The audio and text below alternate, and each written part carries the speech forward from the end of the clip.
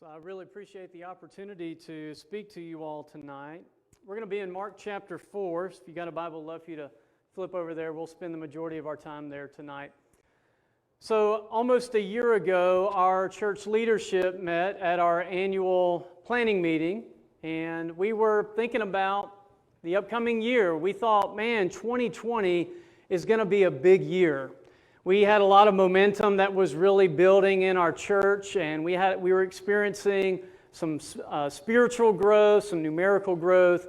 And so we were really thinking a lot about how can we encourage our folks to take the next step in their faith. And so we kept thinking about the idea, all right, well, what's next for Regency? What's next for us as a church for our people? And so we decided that would be our theme. Our leadership really liked that question. What's next? And so right at the beginning of January, we introduced this theme called What's Next? And a couple of months in, we dropped it. We quit asking what's next because we don't want to know anymore. I just want you to imagine just for a minute, if you had a friend or a loved one who had been in a coma for the last 12 months, and they've just recently woken up, and now you're going to explain to them everything that has happened so far just in the year 2020. Here's some of the things you would share with them. Well, there were these wildfires in Australia. It burned over 46 million acres. Over 1.25 billion animals were affected. You know, that's a little more important than people. It's just what the article told me. Then, on a Sunday afternoon in late January, we got the shocking, devastating news that Kobe Bryant and his daughter, Gigi, were killed in a helicopter crash. Moment of silence. Then there was the impeachment trial that was kind of going on all throughout the beginning of the year, and the picture of Trump holding the acquitted magazine. And then our minds were blown even more when Harry and Meghan left the royal family, and we wondered, what are you doing? And then we watched the news of people trapped on cruise ships for months, and then COVID shut everything down. And Dr. Fauci became a household name. We never knew the guy existed before. He's 80-something years old, I think, and never heard of the guy, but now I can tell you everything about him, including he cannot throw a baseball to save his life. Our churches closed their doors, literally, for several months.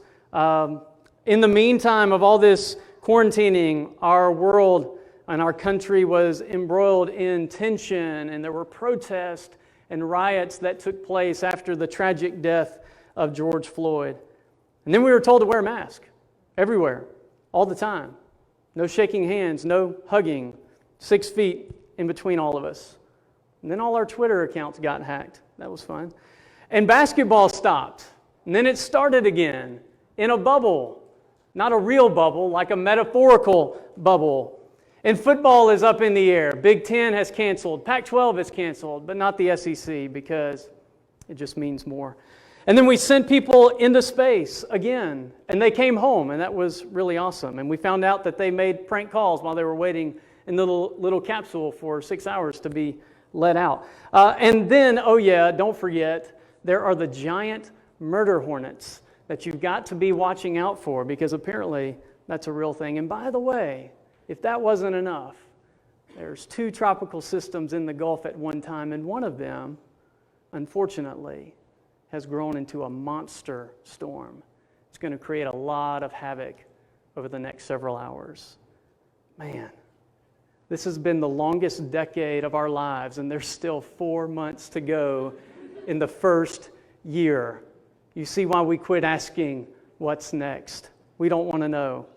Do you feel stressed? All the stuff that's been going on, does it make you feel really anxious? I know for me, especially for a while, I found myself watching the news a lot and staying up to date on some of the things that were going on around the world. And I've learned about me, I don't know for you, but for me, the more news that I watch, the more anxious I feel. I was stressed out, I was paranoid, all these things were going on, and I was feeding my heart the wrong things.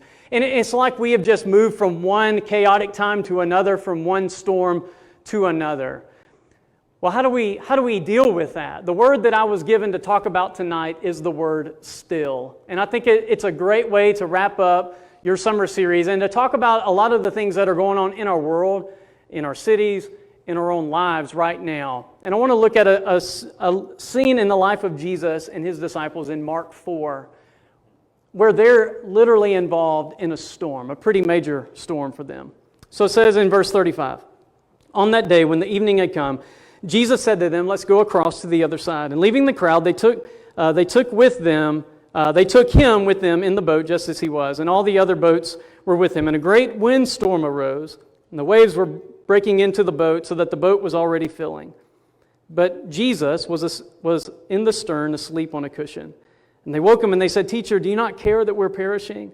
And he awoke and he rebuked the wind and said to the sea, 'Peace, be still.' And the wind ceased and there was a great calm. He said to them, 'Why are you so afraid? Have you still no faith?' And they were filled with great fear and said to one another, 'Who then is this that even the winds and the sea obey him?'" There's many ways that we could apply this text, but there's three truths I want us to remember tonight. The first one is simply this. Sometimes I think it takes a storm to get us where God wants us to go. It says that Jesus wanted them to cross the sea, and then they're caught in this great storm. The NIV says a furious squall. Have you ever been in a furious squall? I know you have if you're married. You've been in a furious squall. It's okay. You don't have to act like you haven't. If you are parenting children, you've definitely been in a furious squall. You've had some knockdown, drag-out moments with your children. There's been millions of people who have been furloughed from their work. There's businesses that are on the brink of collapse. There's many people, even many of our loved ones, who are getting sick or who have really had a difficult time with COVID. If you work at a place where people are not completely sanctified yet, then my guess is you have been in a furious squall. For every one of us, we have been through very intense moments that generally involve other people. And our world right now, our country right now, is involved in a very furious squall. What do? I want you to just think about for a minute how our society is changing because of the recent storms and difficulties that we've been dealing with. We are acknowledging right now in our country the racial tension that has filled our country for a long time that even many of us never recognized. And we're having to deal with it in a very serious way. And many of us don't know what to do. But man, just think about how this storm that we're going through, how there have been so many struggles that have arisen. Even tonight, there are NBA games not happening out of protest for injustices that are going on. And I think it's just pointing out things that are going on within our world and within us as a society and as humans, that God is speaking to us and is leading us somewhere. Just think about a couple of months ago how our schedules just came to a screeching halt. That for some of us, we were so busy moving from one thing to another, shuttling kids around, going to work, our schedules were jam-packed. And then a week later, it's nothing. Sports are canceled. Your kids are at home. And they called it online learning, but you know what it was. It was just, let's just survive and get through this very extended spring break. We as families found ourselves spending more time together, and some of us learned that we're not as loving as we thought, or maybe our marriages weren't as strong as we thought because we were so used to not being around one another. We became very concerned about the health and well-being of our neighbors. I know for me, I met a lot of my neighbors because they were just out walking. Our house sits on a loop, and people were just out walking all the time, and we were just out meeting them and talking with them, and it was awesome. And these neighbors around the corner were sitting in their yard, and a lot of us would walk our dogs in the evening, and they would have scorecards for your dogs, and it was always a 9 or a 10. But I mean, it was just really cool to, talk to them and to meet them and say, "Hey, how you doing? Oh, so-and-so's sick. Oh, we're going to be praying for them." It was just really awesome the ways that we have been impacted. Even thinking about our churches and the way that these recent storms have impacted our churches. To go from years and years of just activity and a lot of stuff going on to just everything is closed, no Bible classes, a lot of our ministries shut down, and we were forced to learn how to stop going to church and to start being the church. And some of us had to learn, how can I tend to my spiritual life without relying on someone in a Bible class or a preacher or a youth minister or a college minister teaching me? How can I take control of my own spiritual life? And there were some other things, some other blessings that came out of it. There were some sacred cows. There were some traditions that we've held on to for a long time that were part of our undoing or maybe weren't as effective. And those sacred cows got slayed because everything shut down. And it just makes us wonder, where are we headed? Where is God leading us? Sometimes we're guilty of asking the question, God, why is this happening to me? But a better question would be, God, where are you leading me?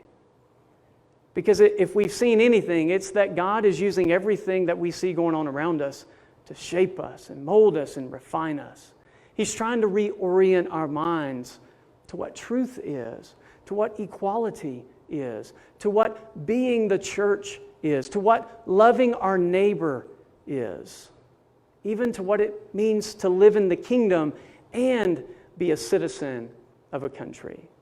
We're being challenged on all these fronts, and if we just rush back to the way things were, or if we just focus on why is this happening to me, and we don't ask the question, God, where are you trying to take us, then we'll miss one of the greatest blessings that can come from a storm. Because sometimes God will use that storm to lead us to where He wants us to go. The second truth that I think we can see from this story is that sometimes we struggle to believe that God cares for us because we try to measure His concern based on how hard it's raining. Did you notice how the disciples reacted when the storm hit? Now keep in mind, this boat is filled with professional fishermen. I don't know if you've ever gone fishing, maybe deep sea fishing, or if you've just ever been out on a boat when a storm has come up. But it can get a little scary. There's a good rule of thumb. If you're ever on a boat with professional fishermen and you get caught in a storm, just stay calm. As long as they're calm, you stay calm. They've been in a storm who knows how many times.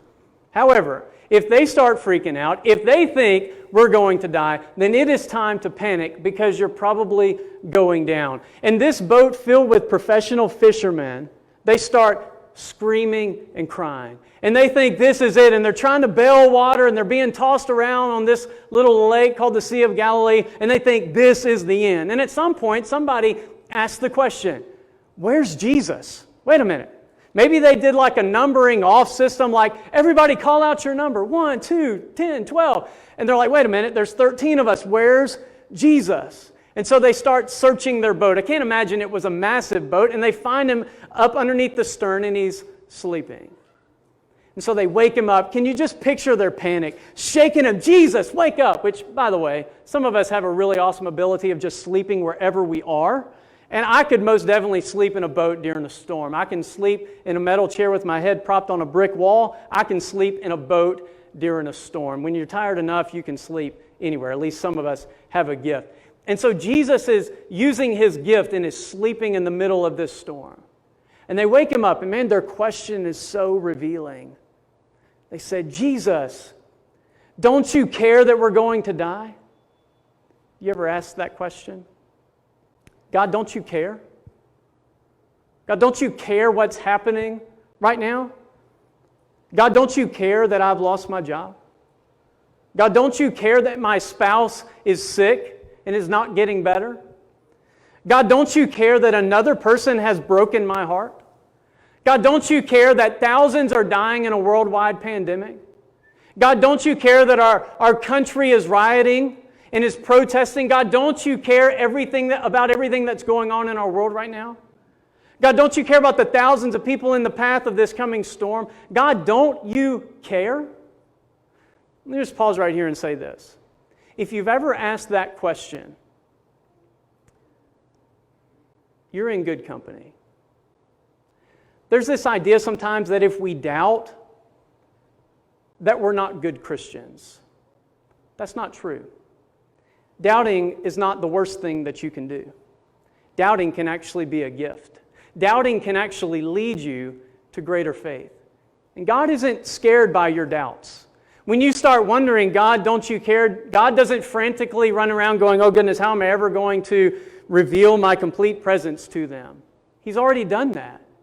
And there's a great list of people in the Scriptures who have honestly doubted, who have asked some pretty serious questions of God. Let me give you one example. It's in Psalm 13.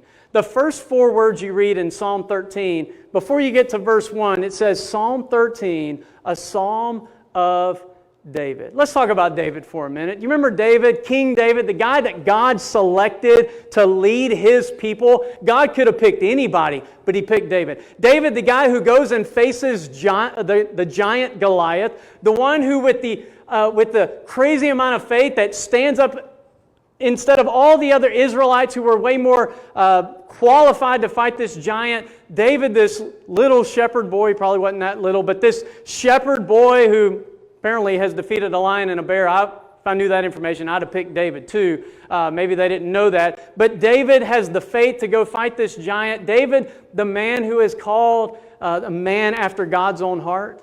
I mean, we elevate him to a pretty high level, King David. He's one of the great heroes of faith.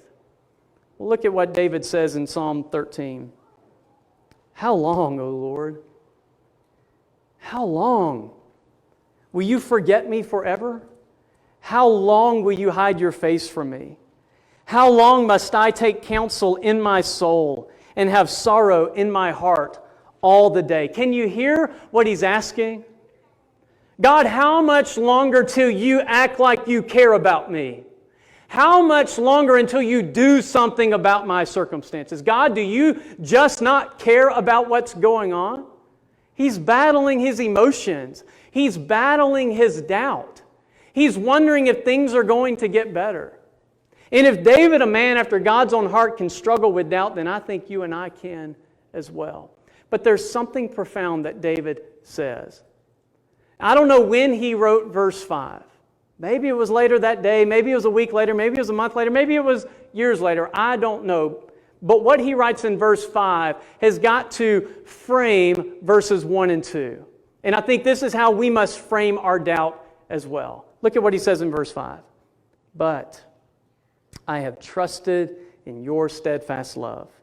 My heart shall rejoice in your salvation.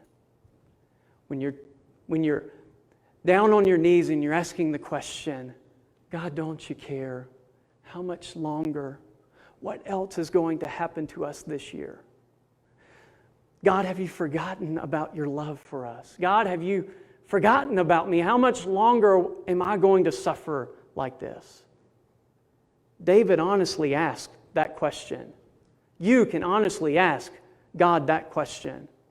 But frame it with verse 5. But I will still trust in your steadfast love.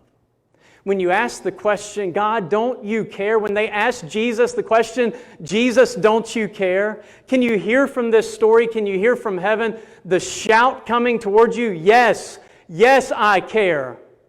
If you want to know how much I care, just look back at other experiences in your life. Look at the experiences of people in the Scriptures. Look at the experiences of people that you love and that you know, of the faithful people who have lived all around you that fill this room. There's stories we could tell for hours and hours and days of the struggles that many of us have gone through. And times where we have all wondered, God, do you care? Yes, He has. It's why Paul in prison could write the statement, rejoice in the Lord always. I'll say it again, rejoice. If you think Paul didn't struggle with doubt, you got to read the letters a little bit more. He absolutely struggled with doubt. Why is this happening? Is this really the plan? But he framed it all in the love that God had for him. You might doubt what's happening, but never doubt the love that God has for you. Because sometimes we struggle with trying to remember how much God loves us because we're basing that on how hard it's raining around us. God loves you regardless of your circumstances. He cares for you through all of your circumstances. And I think here's the third takeaway that we can see from this story. Sometimes Jesus calms the storm around us, but a lot of times He calms the storm within us. So could you imagine Jesus after they wake Him up and they say, Jesus, don't you care? And He gets up He walks towards the front of the boat. And I just have this pictured in my mind. I don't know. Mark doesn't tell us. Matthew doesn't tell us. I just picture that he walks towards the front of the boat, maybe stands up on the stern, and he's trying to balance himself because the waves are knocking the boat back and forth. The rain is pelting him in the face, and it's really loud. And he shouts out above the thunder and above the lightning, "Peace, be still." We read that, and then immediately after, what happens? The rain stops, the seas get calm, there's peace all over the place. But I don't think Jesus was just talking to the storm. I don't think he was just talking to the water. I think he was talking to his disciples. I think he's talking to you and me.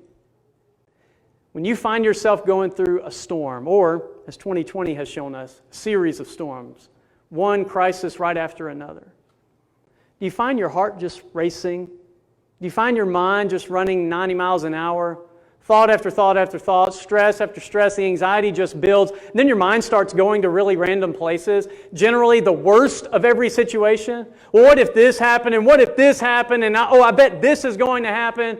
And we're struggling right now, and that means that this is going to happen. And we just begin to compound our struggles with things that could possibly happen, but probably won't happen, or we just assume the worst, because that's the place that our mind goes, and we fill our hearts with all of this anxiety, and we can't sleep, we're irritable, we're taking it out on all those around us, we can't focus, we're not productive, we kind of sit down and we sort of fall into a state of depression, and we have no idea what to do.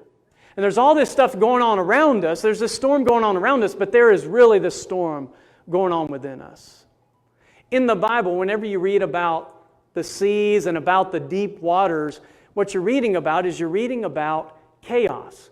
That the seas in the Bible, the ocean, it was symbolic for chaos. Back in that time where they have these little wooden boats and they're sailing around, they had no control. We still have no control over the ocean, but our boats are a little better equipped for it now. But then, man, you're just at the will of the weather.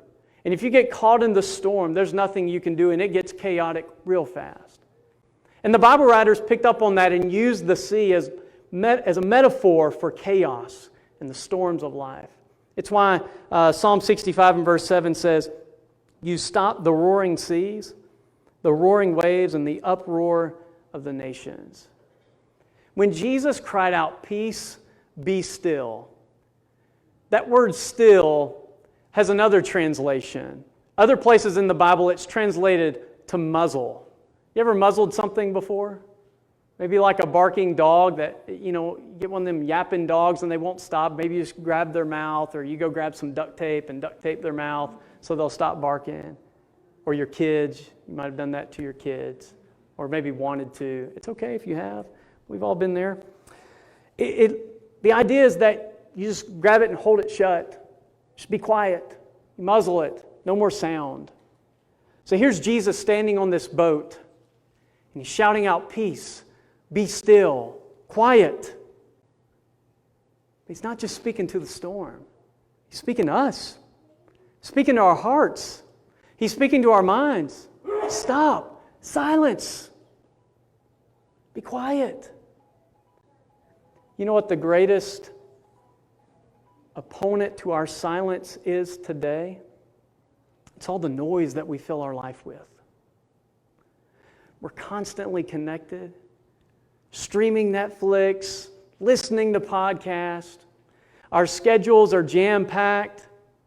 We're constantly connected to social media, checking it all the time, text messages, emails. We're connected 24/7. There's rarely a time that we're just sitting in total silence. And that fuels our anxiety. And while in this scene, Jesus stands up and shouts above all the other noise, "Peace, be still." It's not how God always operates. You remember the scene in the life of Elijah where he's stressed out, he doesn't know what's going to happen, he's scared for his life. He says, "God, just take me out. I want to be done with all this. I don't want to do it anymore." And he flees and he goes and hides in a cave. And then God's going to make His presence known to him. There's a series of random events. Earthquake, rips through, not me. All right, I don't know what that was. fire, wind, not God. And Elijah's sitting there wondering, God, just take me out of here.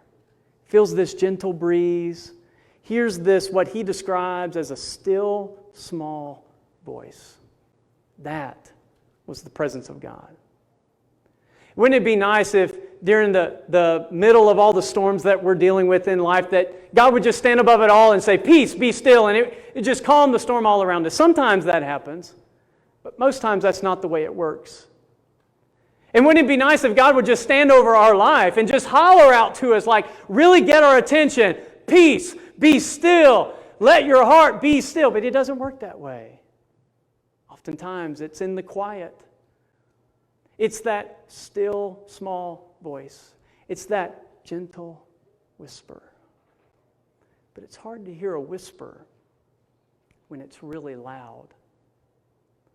And so the one thing we need during times of storms, in order for God to calm the storm within us, is usually the last thing that we do, if ever at all. It's actually to be still. That's why the psalmist would say, be still and know that I am God. We want to know that God is working in our life. We want to know that He cares. But we've got to learn to be still. We've got to stop and be quiet and listen and allow God to calm our hearts, to muzzle our minds, and to say, quiet, peace in your life and in your heart. There's a man by the name of Horatio Spafford who was a successful lawyer, businessman. He lived in Chicago. He and his wife Anna had 5 children. In 1871, their youngest son tragically died of pneumonia just a few months before the great fire in Chicago that wound up destroying a lot of his business. 2 years later, they had gotten back on their feet. His wife and his 4 daughters were sailing to England. And along the way, the ship that they were on collided with another ship. And 12 minutes after the collision, their ship was fully submerged under the water, taking with it Spafford's 4 daughters. His wife was saved by someone from a nearby vessel who responded to the distress call that came in on a rescue boat. They took her to Wales. 9 days later, she finally arrives there, and she wires a telegram back home, back to America, to her husband. And the telegram said these 6 words, "Saved alone, what shall I do?" Spafford boards the next ship to go to Wales to be with his grieving wife. And along the way, when they were about 4 days out from the port, the captain of the ship he was on came to him and said, "Mr. Spafford, we're nearing the spot where the ship that your wife and daughters were on collided and went down." And Spafford, after those few moments of grieving the loss of his daughters there, passing over the place where that ship had sunk in, he returned back to his cabin and he wrote these words. Oftentimes we sing these words, but they weren't written as a song. They were written as a declaration of faith. It's great to sing them. It's even neat to think that in this moment he writes one of the most beautiful songs ever written. That's not what he did. He went back to his cabin to grieve, but to declare his faith. He was still and allowed God to work and to calm the storm within him. And when you read these lyrics, when you sing these lyrics, we're tempted to get caught up in the melody. We're tempted to get caught up in some of the things about the song that don't really matter. But don't miss the declaration. Don't miss the heart of a grieving man who is caught up in the worst storm he could ever imagine. And his heart is filled with grief and anxiety and stress, concerned about what the future is going to hold, but allows his confidence to stay because he knows that his God cares for him. Here's the lyrics. Here's the statement that he wrote. "When peace like a river attendeth my way, And when sorrows like sea billows roll. Do you catch the difference there? I love that. Whether it's in times of peace or in times of intense sorrow, when these waves of sorrow just keep coming one after another, when peace like a river attendeth my way, when sorrows like sea billows roll, whatever my lot, thou hast taught me to say, it is well. It is well with my soul. Here's a man struggling, a man whose heart is filled with doubt and grief and despair. But much like David, writing, "How long, O Lord?" Much like the disciples, "Jesus, don't you care?" Much like you and I, "God, do you not realize what's going on?" He remembered, as we would do well to remember, that sometimes God uses a storm to take us where we need to go, but would otherwise have never gone there on our own. Sometimes we need to remember that God always cares, regardless of how hard it's raining outside. And we would do well to remember that sometimes God may calm the storm around us, but more so He's looking to calm the storm within us. So tonight, if you're battling a storm, if you need the prayers of this church family, if you'd like to be baptized into Christ, to begin your relationship with your Heavenly Father who cares, then won't you come as we stand and sing?